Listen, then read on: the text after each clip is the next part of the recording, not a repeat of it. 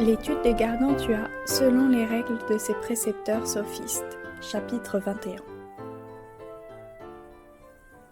Les premiers jours s'étant passés de la sorte, et les cloches remises à leur place, les citoyens de Paris, en reconnaissance de cette courtoisie, s'offrirent pour entretenir et nourrir sa jument aussi longtemps qu'il lui plairait, ce que Gargantua apprécia vivement, et ils l'envoyèrent vivre dans la forêt de Fontainebleau.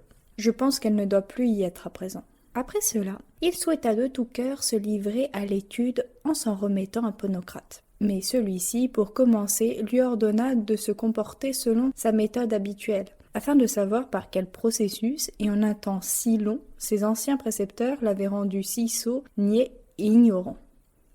Il employait donc son temps de telle sorte. Il s'éveillait d'ordinaire entre 8 et 9 heures, qu'il fasse jour ou non. C'est ce qu'avaient ordonné ses anciens maîtres alléguant les paroles de David, c'est vanité que de vous lever avant la lumière.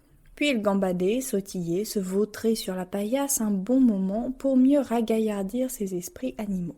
Et il s'habillait selon la saison, mais portait volontiers une grande et longue robe de grosse laine grège, fourrée de renard. Après, il se peignait avec un peigne d'almin, c'est-à-dire avec les 4 doigts et le pouce. Car ses précepteurs disaient que se peigner, se laver et se nettoyer de toute autre façon revenait à perdre son temps en ce monde.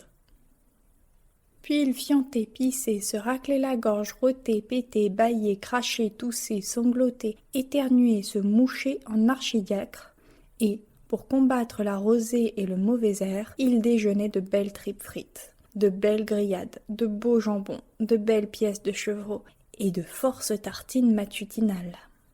Ponocrate, lui faisant remarquer qu'il n'aurait pas dû s'empiffrer si brusquement au saut du lit sans avoir fait quelques exercices au préalable, Gargantua répondit « Quoi ?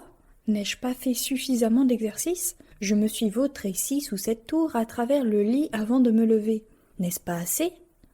C'est ce que faisait, sur les conseils de son médecin juif, le pape Alexandre, et il vécut jusqu'à sa mort en dépit des envieux. Mes premiers maîtres, qui m'ont donné cette habitude, disaient que le déjeuner du matin donnait bonne mémoire. Aussi étaient-ils les premiers à y boire. Je m'en trouve fort bien et n'en digne que mieux. Et maître Tubal, qui fut le premier de sa licence à Paris, me disait que le plus profitable n'est pas de courir bien vite, mais de partir de bonne heure.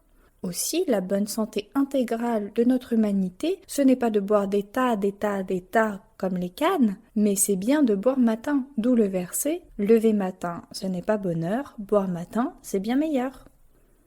Après avoir déjeuné bien comme il faut, il allait à l'église, et on lui apportait dans un grand panier un gros bréviaire emmitouflé, pesant tant en graisse qu'en fermoir et parchemin, 11 quintaux 6 livres à peu de choses près. Là, il entendait 26 ou 30 messes. À ce moment-là, venait son diseur d'heure en titre, encapuchonné comme une huppe, ayant bien immunisé son haleine à coups de sirop de vigne. Il marmonnait avec lui toutes ses kyrielles et les épluchait si soigneusement que pas un seul grain n'en tombait à terre. Au sortir de l'église, on lui apportait sur un fardier à bœuf un tas de chapelets de Saint-Claude, dont chaque grain était gros comme le moule d'un bonnet.